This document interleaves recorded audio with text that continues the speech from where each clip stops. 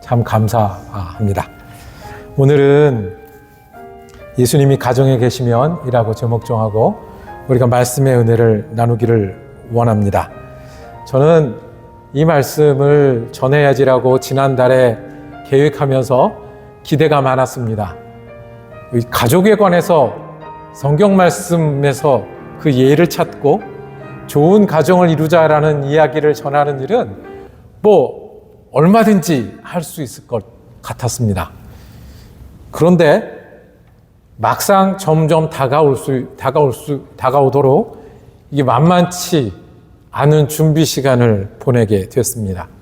우리가 5월 첫째 주에 어린이를 기억하면서 어린이랑 예수 잘 믿자라고 할 때도 은혜롭게 예배 드렸는데, 지난주에 우리 루드 이야기, 나오미 이야기 하면서 어머님께 감사하고 또 어머님 때문에 내가 축복을 받고 나 때문에 어머니의 축복을 받는 일이 얼마나 귀한지 나누는 것도 은혜로웠는데, 이제는 더 많이 더 쉬운 이야기가 될 거라고 생각한 이 순간이 굉장히 힘들고 어려운 주제라는 것을 오늘이 다가오면 다가올수록 깨닫게 됐습니다.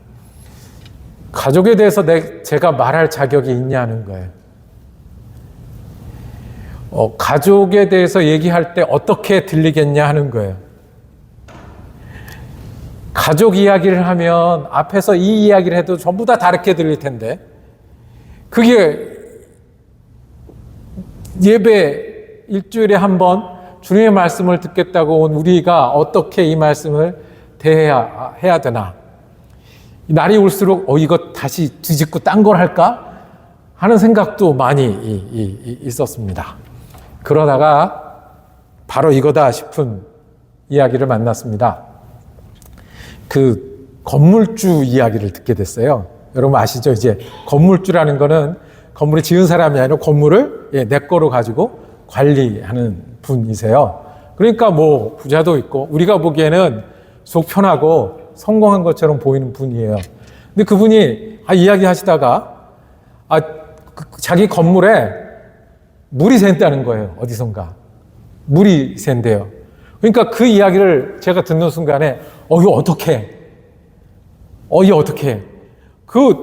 이렇게 욕실에서 물이 조금만, 수도에서 물이 새도 어떻게 할 줄 모르는 저로서는 건물에서 어디선가 물이 샌다는 얘기를 들으면 큰일 났다라는 생각을 했어요.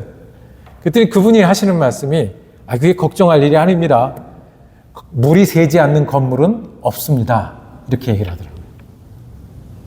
지금 안 새면 언젠가 또 조금 있다 셀 겁니다. 그렇게 얘기하는 거예요. 물이 새는 게 무서우면 건물을 관리하지 못한다는 거예요. 건물주가 가져야 되는 생각은 뭐냐면, 물이 어디서 새면 이것이 바깥에서 들어오는 물인지 안에서 솟아나는 물인지 파악하고, 간단하게 공사할 건지 전부 뜯어야 될 건지를 살펴보고, 그리고 잠깐이면 되는 건지 아니면 크게 해야 되는 건지를 살펴서 그거를 해결하는 일이 건물주가 할 일이지, 물이 샌다고 걱정해서 이걸 어떻게 하나 하면 그거는 건물 관리를 할 수가 없다는 거예요. 그러면 건물 가질 수 없다는 거예요. 집안 얘기인 것 같아요. 물이 안 새는 집안이 있나요? 스토리가 없는 집안이 있나요? 바람 안 불고 평안만 한 집안이 있나요? 그래서 우리 가정 얘기를 할 때는 뭔가 물이 새는 얘기를 할 수밖에 없어요. 그런데 물이 샌다고 건물을 없애는 것은 어리석은 일이죠. 바람이 분다고 물이 샌다고 우리 가족을 포기할 수 있겠습니까? 물이 새고 한쪽이 문제가 있다고 해서, 또는 우리에게 스토리가 쌓인다고 해서 내가 내 가족에게 잘해야지, 가족을 잘 품어야지, 할 수 있는 걸 해야지라는 것을 포기할 수 없는 분들이 가족들이고 가정입니다. 그래서 오늘 말씀을 우리가 이렇게 듣기를 원합니다. 우리가 스토리가 없는 가족들은 없지만, 그래도 가족이 소중한 분들, 가족이 소중한 사람에게 오늘 주님이 말씀을 주시는구나. 성경 말씀은 가족과 화목하고 싶은 사람, 가족과 앞으로 더 잘 지내고 싶은 사람들에게 무슨 말씀을 하실까? 내가 가족과 더 잘 지내고 싶은데 하는 분들에게 하나님은 오늘도 말씀하시고 가르쳐 주십니다. 오늘 골로새서 이야기를 통해서 가족을 소중하게 여기는 분들, 그리고 가족을 더 사랑하고 싶은 분들에게 주님 말씀하십니다. 첫 번째, 가족을 먼저 소중하게 여기라는 겁니다. 여기서의 힘은 어디 있냐면 먼저에 있습니다. 우리가 소중하게 여기는 것 많이 있고요. 잘하고 싶은 건 많이 있는데 그중에 제일 먼저, 그리고 가장 앞서서 살피고 돌봐야 될 분들이 가족이라는 겁니다. 진심으로 대하라는 겁니다. 이 가족이 먼저라는 것이 진심이어야 된다는 말씀입니다. 오늘 읽은 골로새서 3장 말씀은 여러 이야기들이 쭉 이어지다가 오늘 이 가족 얘기가 나오는 거거든요. 3장 1절에 이렇게 시작을 합니다.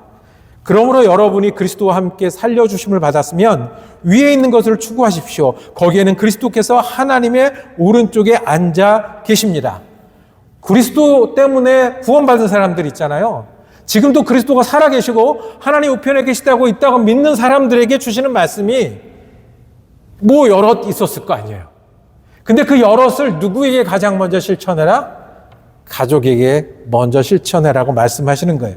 오늘 우리가 18절부터 읽었잖아요. 17절에 뭐라고 되어 있냐면 말이든 행동이든 무엇을 하든지 모든 것을 주 예수의 이름으로 하고 그분에게 힘을 얻어서 하나님 아버지께 감사를 드리십시오. 말이든 행동이든 예수 이름으로 하라는 거예요. 그분에게 힘을 얻어서 하라는 거예요. 하나님께 감사함으로 하라는 거예요. 누구에게요? 제일 먼저 남편에게, 아내에게, 부모에게, 자녀에게, 가족에게 먼저 하는 게, 가족에게 진심을 대하는 게 그게 우리에게 주시는 말씀입니다. 예수님을 믿는 사람이 뭐 하라고 골로새서 얘기하냐면 친절하라고 얘기합니다. 예수님을 믿는 사람은 겸손하라고 얘기합니다. 예수를 믿는 사람들은 모든 것을 다 하고 사랑이 있어야 된다고 얘기합니다. 그런데 가장 먼저 누구에게? 가족에게 친절하고, 가족에게 겸손하고, 가족에게 사랑하라는 거예요. 순서가 바뀌면 안 된다는 거예요. 한국 분들은 순서가 자주 바뀌는 분들이 있어요. 특별히 우리 한국 아저씨들 밖에 나가면 천사예요. 그렇게 마음씨 좋은 아저씨고 밖에 나가면 전사예요. 불의를 보면 참지 못해. 근데 안에 들어오면 경비병이에요. 뭐 잘하나 못하나 살피고. 밖에서 그렇게 과묵한 걸 자랑하던 양반이 집에 들어오면 말이 많아요. 그 자녀들이 싫어하는 아버지 타입이 있어요. 싫어하는 아버지 타입 중에 어떤 타입이 있냐면 서울대 나온 아버지. 서울대 나온 아버지. 근데 자녀가 서울대를 못 나왔어요. 그럼 이게 가장 싫어하는 타입이라는 거예요. 유능한 거 알겠대요. 밖에 나가서 잘하는 거 알겠대요. 그 능력 있는 거 알겠대요. 근데 우리한테 왜 그러냐는 거예요. 우리한테 왜 그러냐는 거예요. 제일 힘든 아버지 타입이라고 이 서울대 나온 아버지를 둔 자녀들이 이구동성으로 이야기합니다. 여러분하고 저는 우리 자녀들한테 아주 잘하는 겁니다. 서울대 안 나왔잖아요. 그렇다는 거예요. 누구에게 겸손하고, 누구에게 친절하고, 누구에게 사랑을 먼저 해야 되냐면 가장 먼저 그 말씀이 이루어져야 될 곳, 가장 먼저 내가 실천해야 될 분들, 그리고 가장 먼저 함께 이루어야 될 공동체가 성경은 겸손하십시오, 사랑하십시오, 친절하십시오. 그리고 아내는 어떻게 하고, 남편은 어떻게 하고, 부모는, 자녀는 매일 만나는 사람들, 가장 곁에 있는 사람들, 그래서 가장 편하고 가장 함부로 대할 수 있는 사람들에게 그렇게 이야기를 합니다. 가족 사랑하지요. 가족을 위해서 희생하지요. 특별히 우리 이민 오신 분들 가족 중심으로, 가족 위주로 사는데 아주 둘째 가라면 서러워합니다. 그런데 그것은 다 하는 거고요. 다 하는 거고요. 예수 믿는 사람들은 예수를 믿으니까, 예수가 살아계심을 믿으니까, 예수가 지금도 살아계심을 믿고 우리에게 예수님을 따르라고 하시는 분이신 것을 알기 때문에, 그렇기 때문에 그 예수 믿는 믿음으로 가족들에게 감사도 하고요, 사랑도 하고 친절하고 겸손하고, 안 예쁠 때도 감사하고 힘들 때도 사랑하고 어려운 일 있을 때도 친절하고 자격이 없어 보여도 겸손하라고, 누구에게 제일 먼저? 가족에게 제일 먼저 하라고 오늘 골로새서 말씀은 하라 다음에 아내는 남편은 부모는 자녀는 이어주시는 겁니다. 그러고 보면 우리 이민교회는 축복받은 환경이 하나 있습니다. 이민교회는 온 가족이 함께 교회를 옵니다. 그리고 온 가족이 함께 교회에서 떠나갑니다. 이민교회는 사회가 좁아서 이 교회 중심으로 생활하는 여러 일들이 있고요. 교회 친구들이 가까운 친구가 되고 교회에서 배운 것들이 중요해집니다. 그런데 만약에 교회가 없다고 한번 생각해 보세요. 믿음이 없다고 한번 생각해 보세요. 그럼 우리는 어떻게 지낼까요? 그럼 우리 주일날 골프를 전부 칠 겁니다. 쇼핑을 할 겁니다. 자녀들은 게임을 할 거고요. 운동을 하면서 시간을 잘 쓴다고 생각할 겁니다. 그게 전부일까요? 예수 믿는 사람들은 시간을 내서 말씀을 듣고 찬양을 하고 섬기기도 하고 나누기도 하요. 그리고 돌아가서 일주일에 한 번씩 예배드린 그 마음을 누구랑 먼저 가장 나누고, 누구랑 먼저 실천하고, 누구랑 먼저 귀하게 여길 수 있는가 하면 우리가 같이 교회 오고 같이 교회에서 갈 수 있다는 것이 우리의 축복임을 다시 돌아보게 됩니다. 우리는 지지난주에 오병이어에 관한 말씀을 나눴어. 너희들은 무슨 도시락을 가져가니? 먼저 얘기하고 먼저 나누는 것이 가족이어야 한다고 성경은 우리에게 말씀합니다. 룻과 나오미 이야기를 들으면 맞아. 룻과 나오미도 있는데 나도 전화를 한 번이라도 더 해야지 하라고 전화를 들었다가 역시 우리 엄마랑 전화는 3분만 하는 게 좋아. 라도 우리가 교회에 모여서 하나님 말씀 듣고 또 하나님 말씀으로 다시 출발해서 누구에게 먼저 복음을 나누고 복음대로 실천하려고 할 수 있겠습니까? 성경은 우리에게 말씀합니다. 예수 믿는 사람은 예수님이 계신 것처럼 사는 겁니다. 우리가 살다가 예수님 다시 만날 것처럼 사는 겁니다. 그 중에 그렇기 때문에 우리가 말과 행실에 감사하고 그 예수님을 따라 순종하며 살아야 되는데 가장 먼저 해야 될 분들, 우리의 목표가 있는데 그게 가족들입니다. 잘 되든 잘 되지 않든, 스토리가 있든 스토리가 없든, 물이 새든 흔들리든 성경 우리에게 말씀하기를 먼저, 우리가 말씀을 듣고 먼저 해봐야 될 분들, 말씀을 듣고 먼저 기도해야 될 분들, 나눠야 될 분은 가족입니다. 여러분들 가족할 때 내가 제일 먼저 떠오르는 분이 누굽니까? 멀리 계신 분입니까? 가까운 분입니까? 내가 더 잘해야 되는데 하는 분 중에 누가 있습니까? 주님 말씀합니다. 먼저 해야 되기 때문에 먼저 떠오르는 것입니다. 두 번째는 예수 믿는 사람들은 가족들하고 지낼 때 이기심을 넘어 믿음으로 채워야 합니다. 성경은 우리에게 말씀합니다. 오늘 말씀 중에 어떻게 우리가 이기심을 넘어서 믿음으로 채우는 사랑을 할 수 있는지 말씀합니다. 23절입니다. 우리 한번 같이 읽어보겠습니다. 23절입니다. 같이 시작. 무슨 일을 하든지 사람에게 하듯이 하지 말고 주님께 하듯이 진심으로 하십시오. 사이에다가 주님을 모시는 겁니다. 우리 식기도 할 때 감사기도 하잖아요. 그러면서 우리가 밥 먹는 것뿐만 아니라 주님이 주셔서 감사합니다 하잖아요.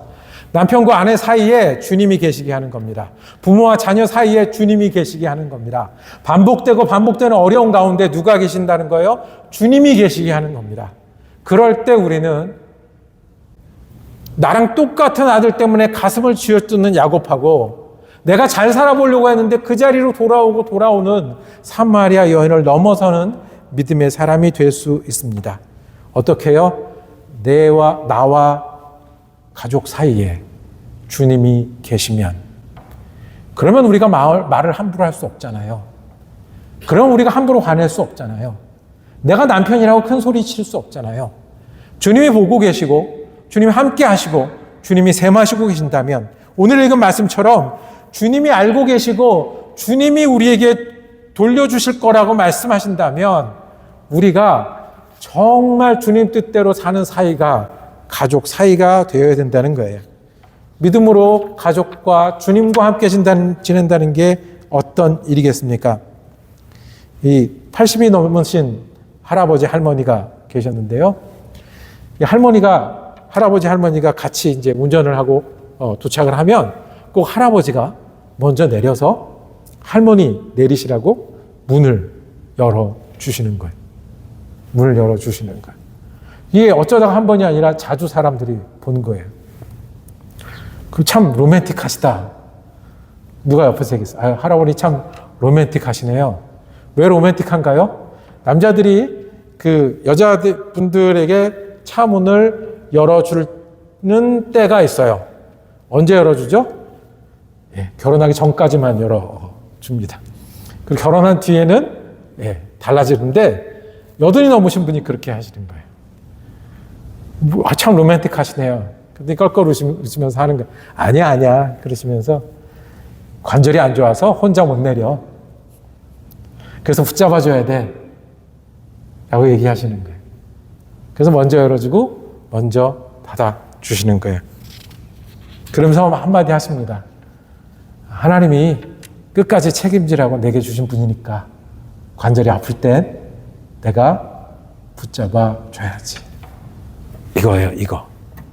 하나님이 책임지라고 우리에게 사람들을 보내주셔서 교회에서 섬기기도 하잖아요. 하나님이 책임지라고 사람들을 보내주셔서 우리가 밖에 나가 전도도 하잖아요. 하나님이 책임지라고 우리를 보내주셔서 쿠바에 돈을 보내잖아요. 근데 가장 먼저 기억해야 될 말씀. 무슨 일을 하든지 사람에게 하듯이 하지 말고 주님께 하듯이 진심으로 하는 그 첫 번째 대상이 가족이어야 한다는 것입니다. 저와 여러분이 어떻게 이기심을 이기겠습니까? 땅바닥을 아무리 깨끗하게 씻어도 죽을 때까지 깨끗해지지 않습니다. 땅바닥을 깨끗하게 하는 길은 거기에다 새 집을 짓는 일입니다. 저와 여러분이 이제까지 변하지 않는 사람들이었고 변하지 않는 가족들하고 살았습니다. 새 집을 짓는 일이 우리의 일이라고 말씀하시는데, 새 집은 예수님이 계신 것처럼, 예수님에게 말하는 것처럼 어제 안 됐으면 오늘, 이 사람에게는 안 되면 이 사람이라도, 지금 안 되면 내일이라도 새 집을 짓는 것처럼 주님이 계신 것처럼 대하는 것이 변하지 않는 우리, 변하지 않는 가족들과 주님 뜻대로 살아가는 믿음의 가족을 이루는 일입니다. 핏줄이기 때문에 사랑하고요, 내 가족이기 때문에 당연히 아끼는 걸 넘어서서 우리는 예수 믿기 때문에 우리 가족 안에 계신 예수님과 함께 서로 사랑하고 섬기는 화목한 가족 이루라는 것이 여러분과 저를 향한 하나님의 뜻인 줄로 믿습니다. 기도하겠습니다. 아버지 하나님, 감사합니다. 우리가 예수 믿게 하심을 감사합니다. 예수 믿으니 예수 믿는 남편 되게 하여 주시옵소서. 예수 믿으니 예수님 닮아가는 아내 되게 하여 주옵소서. 예수 믿으니 예수님 따라하는 부모 되게 하여 주옵소서. 예수 믿으니 예수님 의지하듯 부모를 따르는 자녀 되게 하여 주시옵소서. 주님, 우리에게 목표 주셨고 가족 주셨으니 가족 가운데 예수 잘 믿게 하시고, 가족을 위해서 예수 잘 믿게 하시고, 가족과 예수 잘 믿고자 하는 목표를 놓치지 않는 우리 가족들 되게 하여 주옵소서. 그래서 우리에게 먼저 사랑 주시고 소망 주신 예수님 때문에 가족을 섬기고 사랑하는 우리가 되게 하여 주시옵소서. 우리 예수 그리스도 이름으로 기도드립니다. 아멘.